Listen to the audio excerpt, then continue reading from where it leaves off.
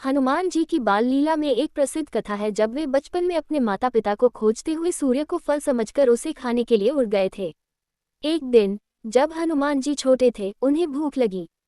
उन्होंने देखा कि सूर्य भगवान चमक रहे हैं और उन्हें ऐसा लगा जैसे वे एक बड़ा फल हैं। उन्होंने उड़ान भरी और सूर्य की ओर बढ़े। इस पर इंद्र देवता ने हनुमान जी को देखकर अपना वज्र उठाया और उन्हें नीचे गिराने की कोशिश की, लेकिन हनुमान जी ने अपनी शक्ति से उसे रोक लिया। ये देखकर सभी देवता प्रसन्न हुए और हनुमान जी को वरदान दिया कि वे कभी भी किसी भी संकट में नहीं पड़ेंगे। इस प्रकार हनुमान जी की बाल लीला न केवल उनकी अद्भुत शक्तियों को दर्शाती है, बल्कि उनके साहस और निडरता का भी परिचय देती है। हनुमान जी की बाल लीला में एक और प्रसिद्ध घटना है जब उन्होंने अपने माता पिता अंजना और केसरी के लिए जड़ी बूटी की खोज की। एक बार जब हनुमान जी के पिता केसरी को बहुत तेज बुखार हुआ, तो माता अंजना परेशान हो गईं। हनुमान जी ने अपने माता पिता की परेशानी को समझा और तुरंत हरियाली की ओर उड़ गए। उन्हें पता चला कि संजीवनी बूटी से ही उनके पिता की जान बचाई जा सकती है।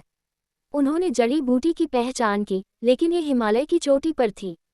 हनुमान जी ने बिना किसी डर के उड़ान भरी और वहां पहुंचकर संजीवनी बूटी को लेकर लौटने लगे।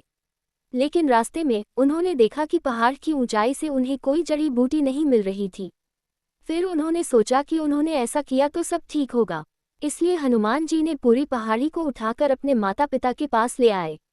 इस प्रकार उनकी बुद्धिमत्ता और समर्पण से उनके माता पिता को संजीवनी मिली और इस घटना ने उनकी महानता को और भी प्रगाढ़ किया।